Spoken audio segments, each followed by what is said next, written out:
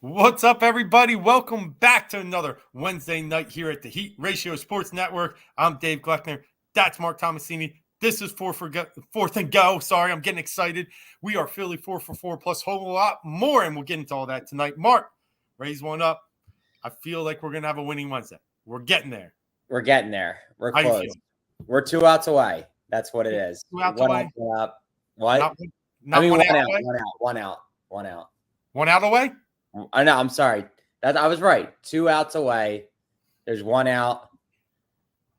Robertson he's got a 1-2 count. I didn't see who was batting. All right. Well, let's just get into it. So I'll let you know. I'll let you know. I need to know. How you doing, bud?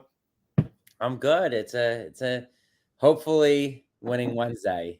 It's an 8 1/3 winning Wednesday so far. Oh, geez. Tie game? No, not a tie game, but pass ball, runner move to third. Oh, okay. Wait, so counts 2-2? 2-2. Yeah, okay. All right. Yeah, got a lot going on. So let's, while we're watching the game, trying to enjoy it here, let's just jump right into the Phillies. And they had a complex week. I'll call it that much. When we left here last show, they just lost to the Reds, but they won the series 2 out of 3, and they were going into a huge 4-game reverse the Mets. We said at a minimum split based upon the pitching matchups, but really be good to get 3 out of 4. And it started from game 1. Aaron Nola, we're down like 3-0 before you even know it, and Chris Bassett shuts us down again, and you just start to get this feeling like, what the heck? And then we lose game 2 with Zach Wheeler and against a nobody. Get game 3, and then you really feel good about game 4 because you're sitting there up 4-0 early, and somehow, some way below the game.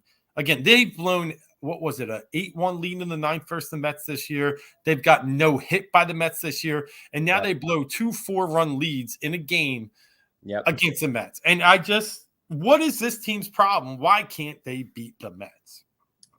Well, I was there Friday night. And there's 43,000 there, and you would think it would help the sellout crowd, but a lot of Mets fans. But that doesn't have to do with why they can't. But the Mets traveled well this past weekend, but probably because it's so much cheaper to watch a game here than up in New York. But with that being said, look, it seems like whenever the Phillies play the Mets, for the most part, they revert back to their Girardi days, errors. Base running mistakes. Oh, Stott. Yeah. Pitching, not great pitching performances. I mean, really, the whole thing is just mistakes. And it just seems like they revert back to they are. I would say the Mets this year have been obviously an above average team. They're good. I feel like the Phillies have played the Braves well. But I think those upper echelon teams and Mets have afforded themselves for this year to be considered an upper echelon team. I think that they just succumb to the pressure of the competition. Like, we can beat the St. Louis's and the San Diegos, we even took care of business against the Dodgers, even though I think a couple of those games were hokey. But when it comes to the Mets, I think they just have our number right now. Glad to just have that out of our system. The thing is, Phillies just have to take care of business now and just win all these games that they can win. Yeah, and I'm hearing you. The Mets are just better, right? And then I got to admit that it hurts, it stings, but when you look at their staff, better. You look at their bullpen, better. You look at their lineup, better. So in 3 phases, they're kind of outmanned, and you're right. They have played. Even the Dodgers, they played pretty well this year. I think 4-3 overall. Better than the Padres, better than the Cardinals, better than the Brewers, better. Braves, I think they're exactly 500, if not one up. So it's just, I'm with you. It's this one team that, don't get me wrong. There's a few other teams out there called like the Blue Jays and Rangers that have our number, but it's this one team that really gets us in the NL. What are you looking at? I know you walked someone. Turn that. Double play, game over. Thank God. Oh, God. Thank you. Because I don't know if you saw it before, but Robertson walked. Yep, I saw the next minute. Yeah. So I'm at 0-1 on that batter. But, yeah, my I'm starting to get a little concerned about Robertson. I mean, the home run to Canada Yes. was just awful. Yeah, Um, he laid that right up in there. And tonight he had a lot of hittable balls tonight. That's yep. not the Robertson that we got back in this trade has Mm-hmm. not been that guy until Sunday afternoon. No, and but then you think about it, he pitched 2 innings on Saturday. So I think even the announcers were saying on Sunday he's unavailable, and then all of a sudden you see him up in the ninth. That was one of the first kind of You think scratch your pressure. head Rob Thompson kind of moves. You obviously He saw he didn't even succumbed to the have it. pressure there. Yeah. And even worse was, the Canada homer was awful, right? But then they take him out. Nimmo hits one. They make it 10-8, and eventually we score one off Diaz. So I Right. mean, if you could have just held the Nimmo one down, who knows? But yeah, it's just there's some block there as well versus the Mets as they are better, but it's just a block. And someone asked me this tonight on another show. They said, "How far are the Phillies getting?" And I'll give you my answer after I ask you the same question. In your opinion, in your mind, how far are the Phillies going in the playoffs this year? Because I think we're all realizing they're going to get there. First round. So I don't see they're done in that wild card round. They would have to. I think if they go up against San Diego, I think it's going to be tough with the additions that they have. Now I know they lost Tatis, but I think that might just be a lot. San Diego did get some pretty good pitching, and right now the Nola and Wheeler that we've seen as of late, I don't know if they can carry us like we envisioned them just a month ago.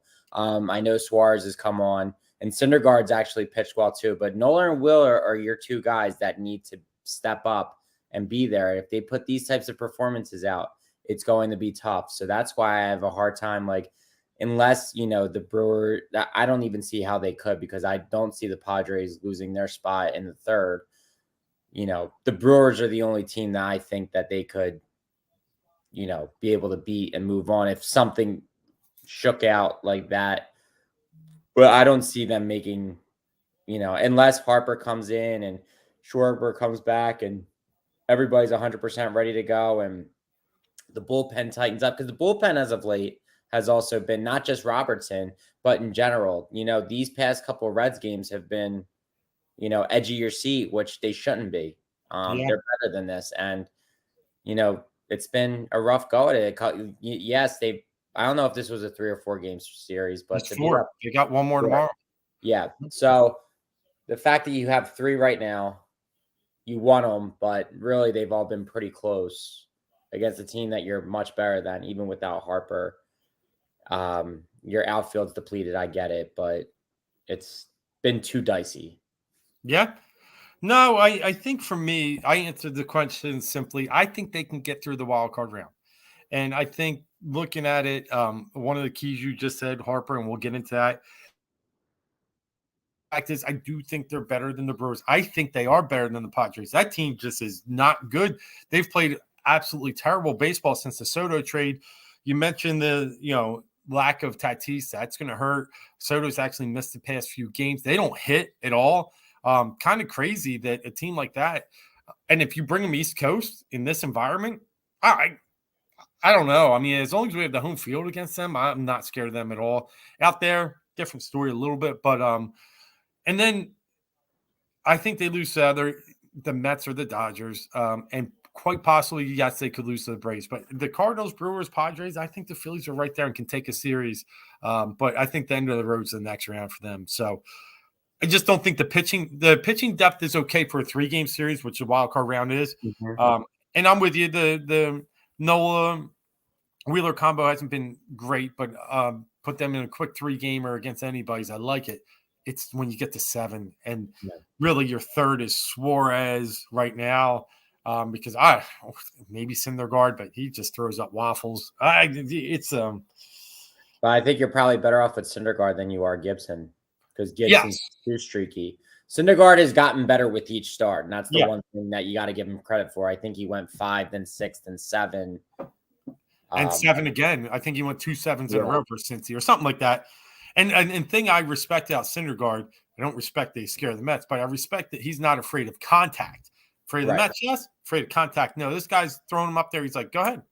I'm going to make it, on the edges, on the corners. I'm not going to try and throw this by you. So I do like that because I think that can be good in October, especially when the weather gets colder. Right. The ball's not going to go as far. You know that when it's Yep. cold, that thing dies. Yeah. So let's talk about our boy, Bryce Harper. We've talked about the Phillies and their performance against the Mets. We've obviously seen them now take 3 in a row against the Reds, going for the 4-game sweep tomorrow. So sitting really pretty, up 3 in the loss column against San Diego. Brewers looking like they'll lose tonight. They'll be up 3 against them in the loss column as well. So let's go to Bryce and his Lehigh Valley tour, I'll call it right now, because, man, it's a tour. He hit a walk-off tonight. Yeah, so he's what? Was he 5 for 5 or 6 for 6 there? I don't know. It was a walk-off double, but last night the two, the 2 home runs. But man, how cool is that? That they, the 10,000 fans up there get to see Bryce. Yeah, I could only imagine. I wonder if there was an increase in price of tickets for that. I'd be interested to see how they work that. What they did is they got they put merchandise out, and they were able to print some Bryce Harper shirts, quickly there. And what was funny was he decided he's not going to take number 3 away from one of the guys. So he said he'd take number 4. So they had to make sure they had enough 4s laying around, slap the Harper name on it. $28 a t-shirt. They sold hundreds, if not thousands. And that's where then maybe the prices didn't go up, but everything else, did. That's where you make all your money off concessions. So yeah, parking, concessions, merchandise, merch. So yeah, I think what I understand is he can be he meets his 60-day, I think, IL stint on Friday. So I think he can be reacting to Friday, not tomorrow's game, but Friday. And he had talked about needing this whole weekend to really set himself. But like you just said, 5 for 5, 6 for 6, whatever the numbers are. It's something. I say I think they said he could be back Monday. And who are they? It's Pirates. He Pirates. I'm telling you, he's actually technically allowed Friday, I think, but he won it till Monday. He won it. I know he couldn't Thursday. Like Thursday was the end of his, which is tomorrow. But I mean, for the Pirates, I don't think there's a need to rush it. But then again, it's almost like a step above Lehigh Valley, so it's like a progression. So you could. I still think they play it safe and push it to Monday, if I had to guess. And I guess they go out to Arizona, right? They do go out to Arizona after that, and I think he'll travel with the team. What did we see already? That they already sent Hall down, didn't they? Yeah, but he can come back up September 2nd. Yeah, and what was the reason to keep that guy that can't catch the ball in left field? I believe so. Munoz. Yeah, well, because they have nobody defensively out in the outfield right now. It literally their lineup just now was from right to left, Vierling, Zimmer, and Munoz. Literally none of those guys are legit major league outfielders. No, it's true. And the thing about Harper, they're all pretty much waiver wire people. The thing about Harper coming back is he's not playing the outfield either, so they need to Schwarber hasn't played the outfield since he got hurt and since he came back. So they're really going to need him. Otherwise, you can't have them both in the lineup. Right. And what's happened? Why do we have this other catcher up today, by the way? What happened to my boy Stubbsy? Stubby? Yeah. No, I don't know. I know we're not carrying 3 catchers, but we had someone with the, didn't we have someone going with their major league debut today? Well, I know the Reds had a major league debut, but we had a major league. Yeah. No, that's who it was. That's right. Yeah. Sorry. Yeah. Not Jackie Bradley, but what was it? No, it was Chucky. Chucky. Yeah. Yep. Yeah. All right. That was it. That scared me for a second. But back to the Hall theory. I guess it's just to give him the bats. So maybe they told him they want him to stay consistent, get some play, because once the the rosters can expand, then he'll be back up with the club. He agreed to it, so it wasn't a big deal. Yeah, and it makes sense, especially if Harper's coming back. You really, you don't want to take Reese out of the lineup, so you don't really have a DH spot anymore for him. So Reese isn't doing much for you anyway. Not in the last week or two, but yeah, on the year he's still at what 26 homers, something pretty decent. But Yeah, but he's batting 245. I mean, it's just not. nothing. It's frustrating. It's he's maddening. He is, especially when you got a guy behind him like Baum that just knows how to hit. Dude Yeah. just can hit it anywhere, anytime. He's almost up near 300 after tonight. In Yeah, I fact, know. He's been in that 288, 292. 291 Yeah, range, but yeah. And you got Mayton 313. You got Stott yeah. who's on a roll now. I mean, I know it's only 228, but I think he's hit over 300 for a month now. So apparently, the story is that it was like he must have been talking with Segura about his how he approaches at bats, and Segura is like approach every at bat like you're already down two, like you're down the count. Yeah.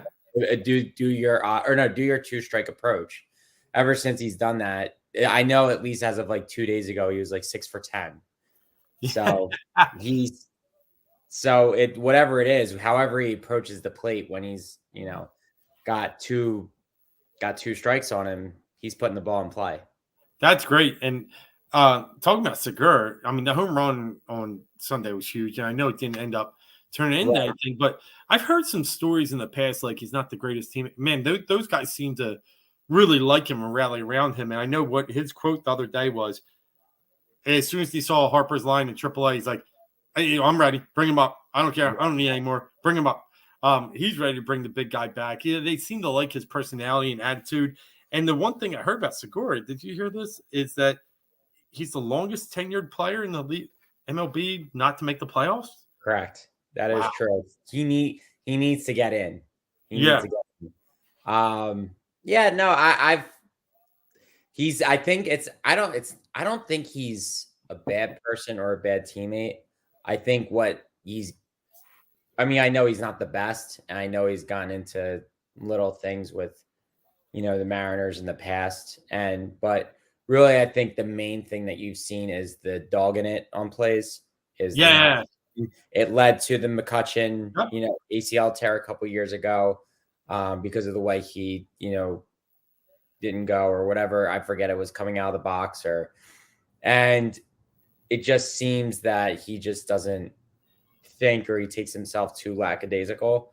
But you see this year, he's been there. He's been firing the team up. He's been ready to go. And to me, I think it is a contract year, if I'm not mistaken. Yeah.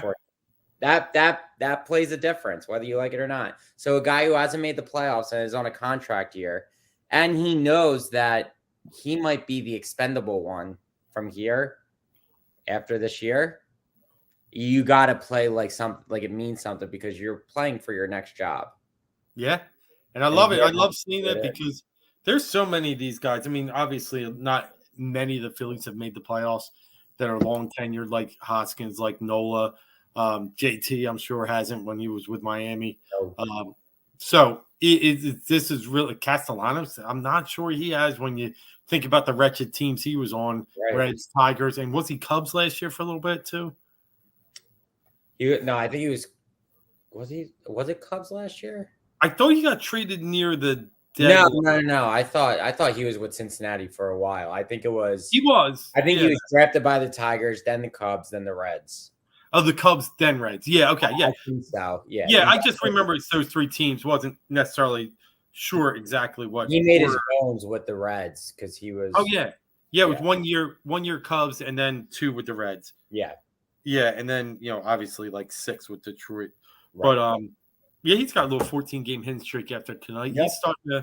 He's starting to find his way a little bit, and he's a bat that they need obviously down the stretch, getting up near 270 now. So it's starting to become a little bit Nick Castellano-ish. Right. And I think it's funny. You'd be surprised at the way this year is going. I think he's their leading hitter. Like, he has the most hits on the team this year. Yeah, I think you might be right. Yeah. So it's funny. He's had a terrible year, and you got guys like Bohm who, who are batting close to 300, but yet Castellanos has the most hits. Yeah, he's tied with Bohm. They're both 129. Mm-hmm. So, yeah. And I mean, Castellanos has a few extra games played, but not much. Yeah. Just 7. No. Yeah. Yep. Well, No, I think the sourness that Sunday put in our mouths has kind of been washed away, and they tend to do this to us after Mets series. But that is the sign of a good team, and I'll take it because there are so many years in the past, Mark. All we would say is, how can't we beat Florida or Miami? right. Why do we lose to the bad teams? And we had that little blip against the Cubs, but Yeah, outside that's why I was just going to bring that up. yeah, been okay. Been actually pretty good. We beat up on the Pirates. We beat up on teams like the Nationals. Beat up on the Marlins. Beat up now on the Reds. We're 5-1. So I think they're. I think before today, they were 20-4 against everybody, not the Mets or the Cubs since the yeah, All-Star. wow, that's impressive. Yeah. And Sanchez looked good tonight, by the way. No, he did. Not that you'll use Watching him his much highlights, I again, mean, but he was good. it's a good spot start. I mean, look, you need a night like this and we may not think much of Sanchez like the everyday person is not going to think much of this performance. I'm like, Christopher Sanchez is, but it actually can prove like it helps the longevity of this team. It helps them going into the playoffs, helping them get to the playoffs with nights like this. You absolutely take that. Yeah. Or when you need those. The Bradley Falter win the other night, even though, look, nobody cares about the second game of a doubleheader, and these bullpen games usually we've been on the losing side of, but we did get a win against the Mets, and it was that game. Those will all add up, and we'll say, next time we look at them, hey, Christopher Sanchez, he might not be doing much, but he helped us get to the playoffs by, with a good spot start here and there. And, you don't, when it comes to like the World Series team, if you look back, there was probably guys who, if you said their name, like, oh yeah, you know what? They helped us out in a big situation there. Like Jeff Jenkins, like wasn't a great player, but you look back and you say, yeah, he helped us. He won us some games. And, you look back at all those things. So Yeah. a night like this for Christopher Sanchez, it goes a long way. Yeah, it does. It does. And it was a nice little start, nice little spot start, and gives us some energy going into, some more winnable games. As you mentioned, we go one more with Cincinnati, Pittsburgh, out to Arizona after that. And I think San Fran, which, San Fran's not great either. They've come back because they went on a real slide because they were hanging there in playoff contention and then they fell off. They've kind of rose back up a little bit. So they're going to be a little bit of a challenge, and it's Gabe and it's out there. Yeah, it's tough out there. But I mean, there's still a game under 500, 5-5 in the last 10. I want to see, they, take 2 of 3 from the next 3 series. I mean, really, they should sweep the Pirates, no doubt. They should, whether they do or not. But, you take 2 of 3 from at least each team, I'm happy. Yeah. Yep. It's good. And then, Arizona, they're a team last year that, they win against you a game or two, which, you don't like. I remember last year, I think they were in contention for the wild card, and Arizona, I think, swept them. Yeah. Yeah. I think it was a tough series against them. I remember that. I think it was here. If I remember right. But looking, as soon as they get back from the San Fran, it's Marlins for 3, Nats for 3, Marlins for 3. Look, then you get the Braves. Okay, got it. And Blue Jays and Braves. Okay, but then it's Cubbies, Nats again. I mean, you're done with the Mets, and then you finish the year with the Astros. Those last 3 games, yes, they might mean something for us. Probably not going to mean much for them. Right. So I don't think you'll be seeing the Verlanders or the, Framber Valdez's. You might not. Yeah, I don't know what you'll see. So it's Braves, Astros, everything else. It's okay. So we'll see. Yeah. We'll see. Win 75% of those games, I think you're golden. Yeah, I got a nice ticket out there, I think, for 85.5. I forget the exact number, but I'm feeling pretty good about it right now. You should. Win total. So, hey, let's get over to the Philadelphia Eagles. Let me look at that. 86.5. Okay, still even better. Listen, I don't care about the Brown team, right? I just really, to even an extent, I barely watched it. I watched 8 minutes of it, I think. Did you get Minshew time in? Yeah. Okay. At least we got a little Minshew. I got some Minshew too, and it felt good. and reminded me that I'm telling you, we're going to be all right if Hurts gets hurt.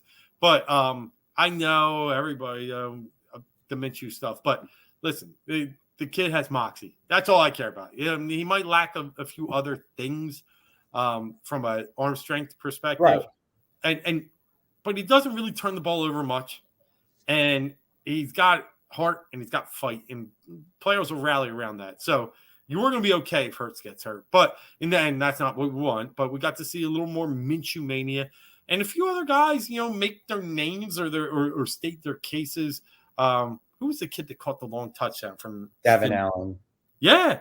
I mean, I'd probably very, very long shot, right? Practice squad, though, maybe? Maybe. Yeah. I mean, well, look, he wasn't in football for the past couple of years. So, I mean, he's got to be happy to be practice squad at this point. Yeah, and here's a great point, Yvonne. Thanks for checking. I don't trust him either. But I will say the guys I trust are not named Miles Sanders. Right. I actually have a little trust in Gainwell. My only concern with Gainwell is the ball security. I think he's great out of the backfield from the catching perspective. And then you got Boston Scott, who can get those little dirty yards even near the goal line. So I'm okay with those two. But, yeah, I don't trust Sanders. And I think we still got some time to figure out. I mean, do you carry the fourth guy? Do you carry the kid from Oklahoma that they picked up? Give me the name. Not Murray. Yeah. Is it Murray? Yeah. I was thinking, not Kenneth Murray. It's going to come to me in a sec. Yeah. But I think outside of Sanders, I get a little bit comfortable. But again, with this offense, I mean, the offensive line is a mash unit. They mash other teams. So I think we got a good chance for them to really just look better than they probably are. So, so don't be surprised. I know everybody wants to say Kareem Hunt, which I would like. I think I don't want to pay for it though, right? Right. But at the same time, Eagles might kick the tires on Kenyon Drake. Now I know he got cut from Oakland, but I don't know. Don't be surprised if they go down that rabbit hole and see what they get there. Yeah, I mean, I wouldn't do anything. In this day and age, and this is just me, I think you got enough in the running back, I know they've had to go out and get guys like Jordan Howard. Yeah. So a Drake, to me, feels like Miles Sanders and Gainwell all over again. I mean, it's something. I'm with you on the Miles Sanders. Brady Brooks, yes, good call. I was thinking the tall guy. We forgot Kenny Brooks. Yep. I don't know why that slipped my mind because I'm a huge college football guy. But yeah, good call on that. Kenny Brooks. Yeah, and again, he just runs a little stiff for me, a little upright. So I'm not sure he's the he's the Jordan Howard they're looking for, the LeGarrette Blount. But so with that said, yeah, you're probably right. Maybe there is another move to be made. I want them to, if they're going to do it, I want them to focus on Gainwell and see how much of a lead back you can get out of him. You're not going to get, top 5 running back quality out of him, but you never know. He's shown in the past that he can look, all they have to do in this offensive line, and it's a great offensive line to be behind. Yep. They make the holes for him and he takes them. It's the difference between him and Sanders. I think Sanders is more talented than Gainwell, but I think Sanders has this inability to trust what is in front of him. I think he's always trying to kick it out, something that we talked about time and time again. He's, he won't just go in and go, he almost doesn't want to get hit. Almost like I'm not calling his character out or his integrity, but I think Gainwell he finds the hole. He waits for the holes to open up and he just goes for them. And he knows he's going to take a lick and that's okay. Yeah. I guess to Yvonne's point, I'm with you that maybe that is the weakest position from a skill standpoint on this team. But I still think we got to see what happens with Gainwell because both Marc and I have some high confidence in him. Can he be an every down guy? I'm not sure there. I'm really not. But I would like to maybe see one of those guys that gets cut or wants to get traded for cheap. I'm in. I'd rather be one of those power guys. That just was my only point about Drake. I like Drake, and he's run hard, had some good seasons. But and since he's a free agent, that's probably even more attractive than Hart. Right? Yeah. But looking at some of the other positions, I know with us, we're still enamored by what can happen on the defensive side and what can happen up front with the guys, that can really make a difference. But when we look at the defensive backfield, one of the big moves just happened today. And I only say big from the standpoint of Eagles moved someone out that they probably likely were going to trade, right? I mean, they were going to cut. I'm sorry. Did you see that trade today? Safety that they just brought in to Yep. Really, I think what happened was I think Ugo, I forget his last name. I mean, he was only here for 10 days, I think, if that. He was like the special teamer safety from Seattle that we traded JJ Arcega-Whiteside for. I really think that they just wanted to get something for Whiteside. They were able to. So they took a flyer on this kid. But now you get draft picks from him from the Tennessee Titans, was it? It's a pick swap, I think. Okay. But it's 2024. I don't know what round it's for, but it's something. Right. Yeah. So I think you're going to see Ugo Amadi. You're going to see a lot more of those types of moves. I think the Eagles have some, the roster we're very impressed with. I think they're going to have some people that other people want. So if you're able to build some draft capital, some draft assets, even if it's a pick swap and you move up 1 or 2 rounds, I mean, that's a decent amount of points from a draft trade tracker. So, you flip JJ and then you flip it now for a possible trade asset or a draft pick asset. So I like the creativity. Yeah, no, of course. I mean, you got to do something. The one thing you look at too is, there's been talk still that Reagor is getting interest from a couple teams. So it'll be interesting to see. You'd keep him? I keep him. I'm good. I like what I've seen. Call me crazy. Crazy. Why? I mean, who do you keep over him? So you obviously have Brown, Smith. Yep. Watkins, Pascal. That's 4. So Watkins is definite over Reagor for you. Yeah. A guy that can run one route. He's shown it in games. He's actually shown it in games. Yeah. Watkins. No, I get it. So you got those, and then I would rather go Ward. And I mean, look, Reagor's got to do it in a game for me to say it, but Ward, I know everybody likes this Deion Kane, but I mean, if Britton Covey can be the guy then as a returner, that's something. But Deion Kane, I know, has been impressing people. But he's the guy who's been in the league for 5 or 6 years now. He's like 26 years old. Yeah. I don't know if it's going to work or not, but kind of be like your Travis Fulgham type of bring on. And then that was fun. I still like, unless you're going to get some. I mean, would you do Reagor for Kareem Hunt? Yeah. Yeah. Yeah, I do that. But I mean, I'm not going to get Reagor for Ugo Amadi. Like, I'm not going to go out. No. So that's my only thing with Reagor. The problem is they valued him as a first. When I said last week, I don't think he was a first round talent. Right. He was not. He did not have a first round grade. I think he had a second round grade. If you're. Yeah. But because they're a couple years removed, if I get a second or a third rounder from him, I'm happy as a clam. Oh, you didn't tell me that. If they offer me a second rounder, he's gone. Third? Yeah, Gone. I'm packing my bag. Third. Yeah, gone. Yeah, I'm okay with both those. Yeah, because I think you look at it for how far removed he is from his first round, from when they drafted him 2 years ago, to where he's at now. I think a third is fair compensation for a commodity that hasn't panned out. And I mean, I'm gotta be honest with you.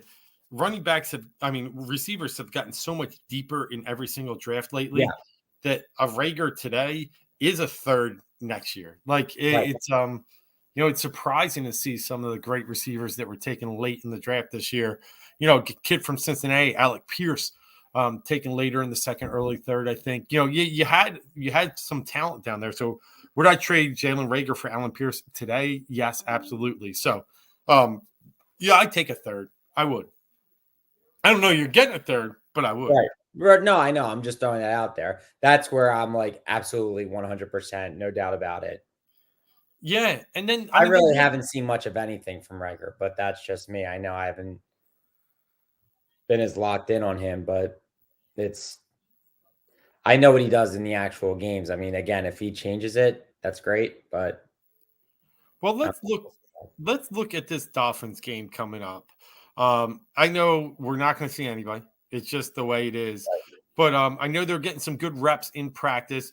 I think Devontae Smith has been turning a few heads once again. I'm very high on him. I even think he could have a better year than AJ Brown.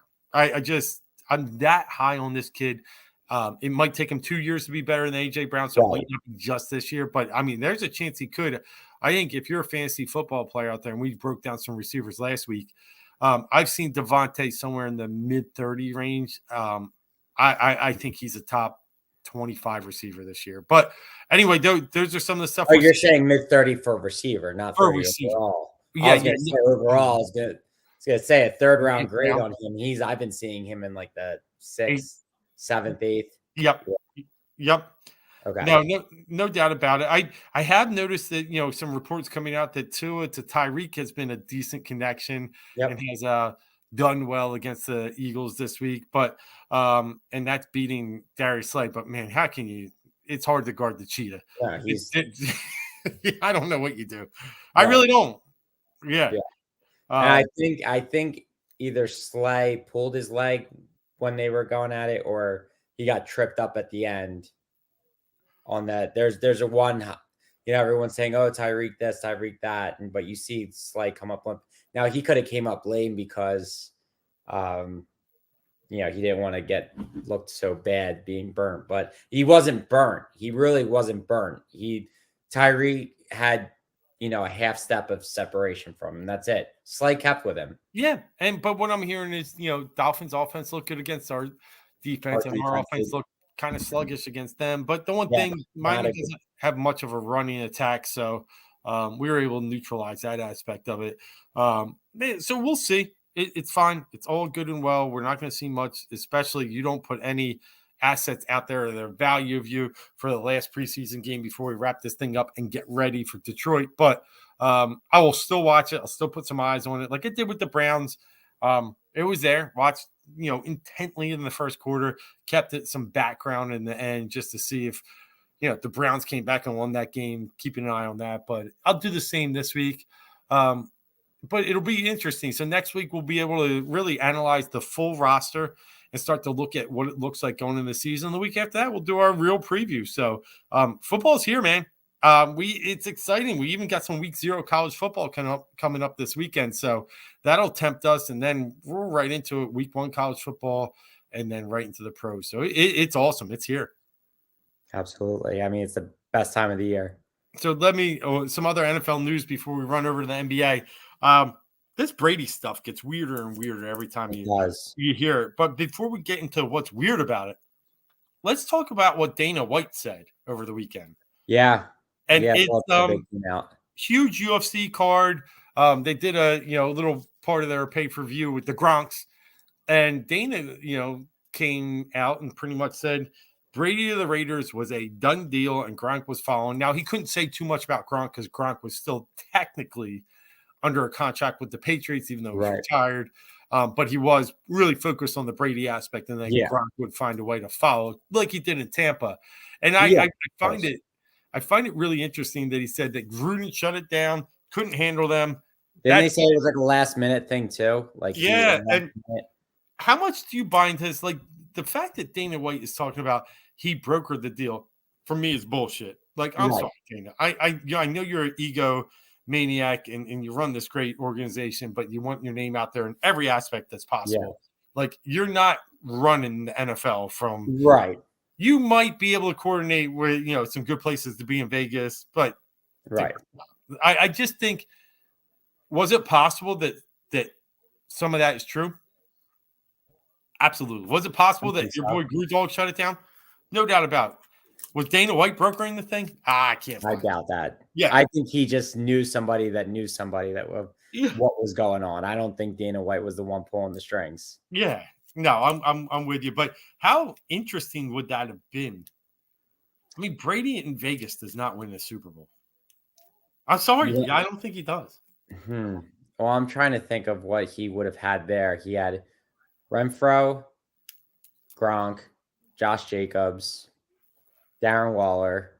And at the Well, time, Henry Ruggs, when he was Henry not Ruggs.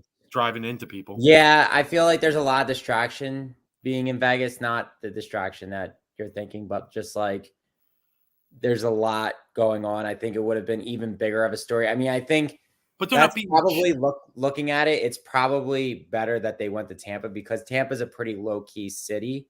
It's a Yep. nice city. It's Florida, but like But it's the roster was there in Tampa too, right? then right. He had Godwin, Yep. Cameron Brate. They had Mike Evans. Mike Evans. Was Fournette already on the team? I don't think so. I think he came over. No, he came because But they had Ronald Jones. yeah. They had a lot decent on. They had defensively. They had I know they drafted Antoine Winfield that year. Yep. They already had what's his face, Devin Bush, or was it or am I thinking not Devin Bush? Devin White? No. Why am I? Devin White, the linebacker. Devin White. I always mix, because Devin White and Devin Bush, I think, came in the same draft, and they're both like those linebacker type players. So they already had good players. JPP was there. Yeah. They already had a good. Yeah, I agree. I think you're right. I don't think obviously Tampa wouldn't have won the Super Bowl, but Vegas, I don't think with Brady was winning the Super Bowl unless they reconstructed that team. Now, Brady with this Vegas team, the way it is right now, better chance, different story. Yeah, I like that. Yeah, I like that for sure. But it's just there'll be a book or there'll be something about that at one point. And I'm in. I love the backdoor chatter and the things that go on and the ideas that he could have been a Raider. And to think about it, I think he would have. Brady's grown on a lot of us, and me especially. Like, he's turned into a different cat outside New England. Now, whether it was the Patriots way that didn't let him be this goofy creative. Yeah. I don't know, or if it's just his later years, because Tiger Woods has kind of done it too in golf now that he's got a little more older, a little more guile. He is, more outgoing. So I don't know what it is, but he would have fit that black and silver. This personality that we see in Brady now, he would have fit that black and silver, that black type of like mentality. It would have been interesting to see. It would have. It would have. Yeah, it would have been the NFL's dream. You have Vegas, you have Brady. And grew. But now he's out, and now look where they're at. But it's a totally different story. Looking at what we see this week, he returned to practice. The GOAT returns to practice in Tampa this week. And a lot of questions are being asked. Did you really need to be on this vacation for 2 weeks? And then I saw something today. Some story that maybe he's tied to the Masked Singer. Yeah, well, they said, then he came out with a tweet that said he wasn't on the Masked Singer, but I had a mask on. And he was like riding a motorcycle or something, and he's something else, man. I don't know. It's a very weird. The whole Tampa thing is a very weird situation because like we've talked about previously. I think we did the whole Arians leaving. Brady was pretty much lined up to be part owner of the Dolphins. Yep, fell through. He ended up going back to Tampa Bay because he retired, and then he unretired. And now you're taking a vacation all of a sudden right before the season. Todd Bowles is now the head coach. It doesn't. There's something really make sense. There's still. I think the water's still pretty murky. Yeah, but it all goes away. We'll hear about in a year from now what he did or what happened. But it is it's just a fun story right now as we get here in preseason. One of the other big news, maybe not so big, is Baker Mayfield won the starting job down in Carolina. Not surprising. You know who they play in week 1, right? Browns. Yeah. So it wasn't too surprising. I think that was made from the day he got traded. Yeah. But I want to ask you this. Is there any chance that we could still see Seattle make a move for a quarterback? Because I can't understand how they would be comfortable with Geno and Drew Lock. Well, it is funny because Pete Carroll came out today and he said, we're going to take all the time we need to figure out our quarterback. Like usually around this time, you really have an idea of who your guy is. I mean, it's like you said. That's why it makes me feel like they might go Jimmy G still. That makes too much sense for me, I think. I really think it does. Like it makes too much sense to, you've seen enough tape. You know what you're looking at. Jimmy G is not going to be a stopgap, or he's not going to stop you from drafting somebody next year. No, but I think it's San Fran not wanting to, trying not to keep him in division. That's and I mean, the thing is, you like, look, I mean, Jimmy G's not the most talented guy, but one way or another, with good teams around him, he's gotten them to playoffs and conference championships, and he's better than Drew Lock. Right. He's better than Gene. That's all I'm with you. Maybe Seattle doesn't care, but it's just so weird, though, that you go and pay DK Metcalf. Right. Yeah, and he can get a little, I'm telling you, he's going to get a little hostile if he doesn't start seeing the ball where it should be thrown. I just guess for me with this situation, San Fran's probably trying to extract all they can out of the trade market. Can't find anyone. I think it happens with Seattle. And I'll give them this word of advice. We did it, and it didn't scare me. McNabb went to Washington. Yeah. Now you see Wentz in Washington. Sometimes you just got to take what's best out there. Move on. You're not going to use Jimmy. Don't be scared. Right. Right. You're really gonna say Trey Lance is our guy. You're not. You have a disgruntled Jimmy Garoppolo sitting behind him. Like it just makes for a weird situation because it is always that thing when you have, it's almost like a quarterback controversy. It's like, if your guy doesn't perform well after, interception number 2, they're calling for the backup. Everyone's calling for the backup. And I think it's been such a weird situation in flux with the two of them. It just doesn't make sense to have them both there. And I mean, Yvonne makes a good suggestion. It is. Right. And I agree to a standpoint. And I do think that's what you do. That's how you win in the NFL. And those two are obviously, 1A and 1B. But they could throw curveballs. They could say, hey, I'm staying in college for one more year. They could. They shouldn't based upon the money that they'll get. But, yeah, I mean, those two are – next year's quarterback class is going to be similar to what we saw last year. I think we're sitting at 5 to 6 in the first round.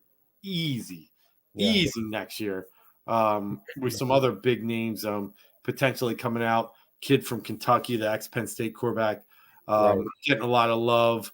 Even the Miami guy, Tyler Van Dyke, I think it is. There are some decent names out there. But yeah, I mean, they could be in the tank situation. They could, and I think they probably do have 2 first-round picks. Because there's like 6 teams that have 2 first-round picks. Well, it's because of the Russell Wilson deal. Right. They were able to get a first and a second, and I think they're both in next year's draft. Seattle is? I think they got Denver's first and second next year. No, I know, but you're saying they're hosting the draft? Oh, no. I'm sorry. I'm just saying what they got for the Russell Wilson. No, next year's. I thought you were saying that Seattle was hosting the draft. We did. It was Las Vegas this year, right? Yeah. I think they're returning. I think they're returning. I think they are because it was like Texas. I mean, Dallas the one year, Cleveland got one too, right? Yeah. And then we got one. So yeah, I think they're doubling up in Vegas. I think you're right. But yeah, interesting point about it. I think you. No, that happens. But it's so. This is just my one point about tanking in the NFL. How can you tell 53 men that are out there killing it? You're putting their livelihood on the line. That don't worry about this year. We're trying to lose. It's harder in the NFL to purely tank, in my opinion. Right. Based on the salary cap and stuff. But you can say, I'm not going to trade my assets for Jimmy G and go with what I have. Right. And if it's not good, I'm okay. That's where I could agree with you. Yeah, I mean, I think when you look at tanking in the NFL, in the NFL, you're not out of it week one. Like you lose the first night, you're not out of it. It takes a while. Like it's not like, I mean, and 4 or 5 games. Right, 4 or 5 games. If you go 0-5 and you lose each game by 10 or 4, then okay, you're probably not going to turn it around and make it to the playoffs. But I mean, we saw a team that was tanking actually pull off 7 straight wins after 7 straight losses. So, it's not out of the realm of possibility. But I really don't think they got all their assets that they wanted from Denver for the Russell Wilson trade. The lights at the end of the tunnel somewhere for them. They have a couple running backs. They have DK Metcalf. I don't think you paid Metcalf if you aren't trying to anytime soon. Because he's going to get – you think he wants to tank? Dude, he'll light those. He'll light them on fire. Yeah. That's not happening. So I think and football is any year. It's like any given Sunday, but any given year it's possible. It's going to be tough for them because they don't really have anybody, but it's possible. Yeah. Yep. But it's still some stuff out there. I can't see why Jimmy G would stay on that roster. But if it is, it's slightly a mistake by San Fran, just from the aspect of you didn't get anything for someone who took you to the NFC Championship game the year before. That's the mistake. Now, if you go in with a great backup quarterback, got it. That's fine, and you might get away with it. But that's clearly not it. I mean, yeah, it's because you didn't pull the trigger when probably there were some deals to get done. Yep. Yeah. All right, NFL, before we really, really, really, really wrap it up, we've been doing our positional forecast each show in the past month. We end our positional forecast this week with the tight end position. And as we've talked, Jalen Hurts, we had him right around that 12 spot from a fantasy football perspective. We have A.J. Brown both in the top 10. We looked at the Eagles running backs. None of those hit really high, but we see value in Gainwell later in the draft. Let's go to the position of the tight end, and I want to get your take on where you have Dallas Goddard and the guys you probably have ahead of him. Okay, so I have Goddard probably. A lot of people want to say he's elite. I think he's just below elite, but I think he's 5. I think that's higher than that. That's good. That's higher than me. Yeah, 5'6". I mean, I'm trying to think about it. Yep. The guys who I think are up there. I mean, Kelsey's a definite. Yep. Kyle Pitts has the chance. Quarterback play is still in question over there, but that's another one. So Kyle Pitts, who did I say? Travis Kelce, Mark Andrews. Absolutely. So I'm thinking about I got Waller, Kittle. And Kittle. And that's where 5. So then I think Goddard's there at 6. Did you just say somebody? No, that's where I am. 6 is where I got. 6 Yeah. I've seen guys throw Hawkinson and even Schultz, but I mean, listen, here's how I look at that. Jared Goff, no thanks. Yeah. And then, I mean, maybe Schultz with Prescott. The only thing there is without Amari Cooper, Gallup's still a little dinged up from the ACL. I think, the weapons are a little less in Dallas, where I like Goddard a little better than Schultz. So I got him at 6. And you look at it with a quarter. Look, there's the ball. There's more places for the ball to go around this year here. Bringing in A.J. Brown, probably the emergence of Kenny Gainwell. Obviously Devontae and Watkins, but you need, and if Hurts, does not take that quantum leap, but if he takes a little bit of a step, he's going to need to be elusive. He knows he has to work on the intermediate routes. Hopefully he's worked on that. I think it actually benefits Goddard. He'll get more action because tight ends are your security blanket. They're supposed to be. Now I know. Oh, go ahead. No, I was just going to say what you're saying, and I'll add on that and hold that thought. I like tight ends with younger quarterbacks. Yeah. I just do, like you just said, the security blanket. So I think the value actually peaks a little having a Jalen Hurts and a guy that probably needs Goddard more for his confidence. So, yeah, you were going to say? Yeah, no, I think when it comes to rolling out and improvising, I think that's going to be in a spot where Goddard can shine. I know he just got paid, but I think that I think he's just a hard nosed guy who's just going to get it done. I don't think he's ever going to crack the top three of tight ends. But I mean, with a really good season by Hurts in this offense, I mean, he can be a 4 or 5 guy, I think, Yeah. by No, season's end. I definitely think that. I mean, in the end, I even think, the Eagles are just very well set up at the tight end position. What's it? Alcantara. Calcaterra, I think, is a nice little addition there. And I think they're very solid in the tight end position. So looking at other tight ends real quick, do you have any like sleepers that you kind of think, hey, these guys are guys you should target in your fantasy draft that are probably behind the Goddard range? So if you don't get Goddard, here's some other guys that you might like. Not too far behind, but I'm a big fan of Dawson Knox from Buffalo. Nice. He gets so I had him in fantasy last year. I had to pick him up week 3 or week 4, and he gave you a lot of double-digit point games, even 20-point games, because he kind of, as much as Allen has Stephon Diggs, now Gabriel Davis, he doesn't have Emmanuel Sanders anymore, but the thing about him is he was also Allen's security blanket. Even though Allen doesn't need one, he got a lot of touchdowns for Dawson Knox. We'll see how that works out this year. There's more hands to feed, but Dawson Knox was the recipient of a lot of touchdowns last year. A lot of points, and he's probably like a tight end or two below Hawkins. Well, yeah. So probably like 3. Like you got the kid from Pittsburgh, you got Hawkinson, yeah, and then I would say Knox. All right, and I got one right near that range, and then Yvonne has one as well. So I'll post that right after mine. Mine's actually Cole Kmet, and we get back to this theory and this talk about young quarterbacks.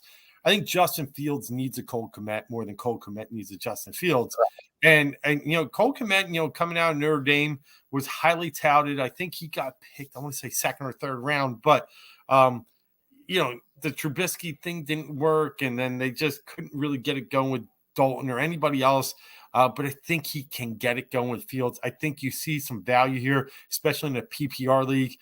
Maybe not a ton of deep threats, but I think Cole Kmet is really a good red zone target for Fields, and also a very good, security blanket, as we talked Goddard is. And one of the other ones, and I do agree with this one, talking about young quarterbacks again, a Penn State guy similar to the Freiermuth you talked about from Pittsburgh, do like Gesicki. I think Gesicki, out of what we just talked about with Kmet and Knox, probably even more athletic out of those 3. The kid's really, really good and can really high point a ball. I like Gesicki, and I think the addition, like you said, Hill, Waddle. I know Parker's out of there now, but they have those talents on the outside that frees up the middle of the field. I think Gesicki is another really nice target. So tight ends are a position for me. I've been drafting a few leagues here and there lately.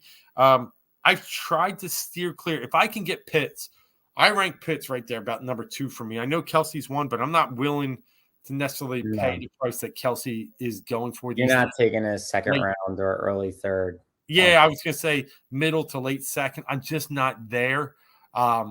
He burnt me a little bit last year. I'm still like feeling that in some of these tight end favorable leagues. So, I mean, unless Kelsey's sitting there in the middle 3rd, okay, right. I'm in, right? But I'd really rather build my team around running backs and receivers early, and then really go after those guys in that. If I could get Pitts in the 4th or 5th, okay. If not, then build those guys in that Goddard range that you just talked about, with the Hawkinson, with the Kittles, with the Schultzes. And then if I don't hit there, I'll wait till 9 or 10 and just get Gesicki, Knox, or even what we talked about. Yeah, exactly. So good stuff on our tight end preview. We got a couple minutes left here. Real quick, NBA news, and we'd be remiss if we didn't talk about this. We've talked about Kevin Durant. We've put him on our little thumbnails there recently with our show previews. It ain't happening. I told you I didn't want it. I just didn't want it from a few different perspectives, but I was on with it if it came. I feel a little more. I'll rest a little easier now that this guy has suddenly turned somehow a 180, and Pat Bev is out there killing him, and I love it. Now all of a sudden everything's all good and kumbaya, and let's go cook s'mores. I'm gonna stay with the Nets. And this guy, I just don't get him, man. Like, I just don't get him, and that's fine. Stay up there. You and Kyrie go walk the flat earth. I'm done. Like, I'm glad that he's saying that. I don't know where you're at.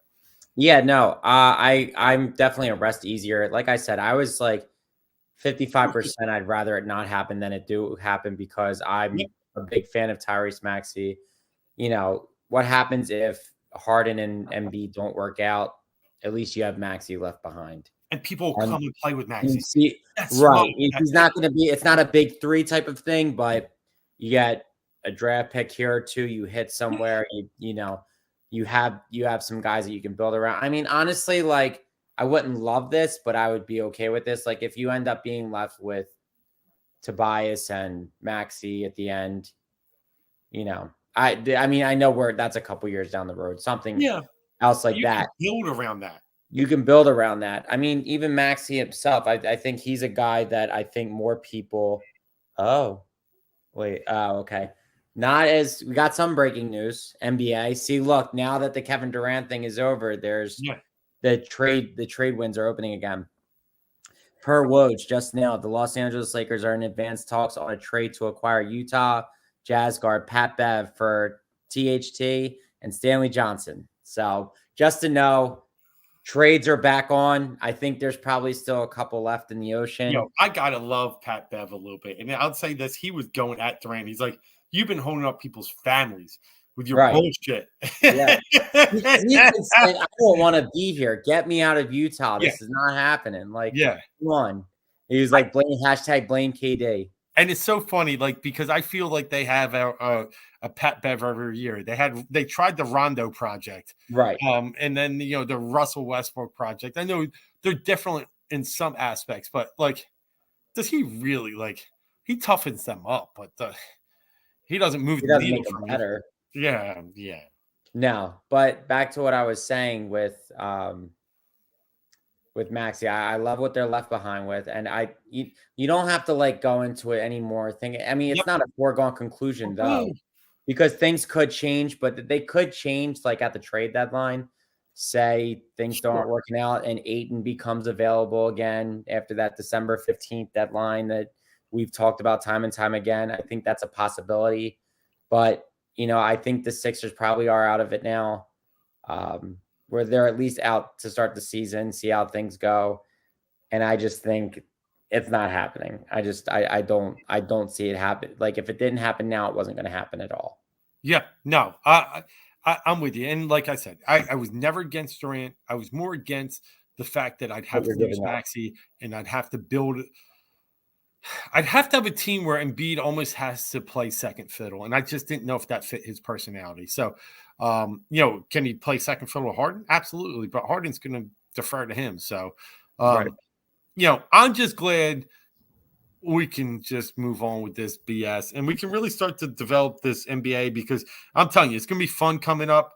I'll put a quick plug out there. A lot of stuff happening in the world of heat ratio sports, but also a site, Win Daily Sports, going to be writing NBA articles this year. So excited for that, and excited for what the Sixers are going to be, because I'm telling you, I still got them third right there. I think it's a Milwaukee kind of Boston level, and then it's us. Yeah, absolutely. I mean, I think really sky's the limit. I like to see how this team being tougher, a little more athletic, what it does for them. I mean, I think they really have a chance to be a contender if all things bounce their way. Legitimately. I mean, and tough is Melton, and tough is House, right. But tough is House, Melton, Tucker. Yeah, they're all tougher.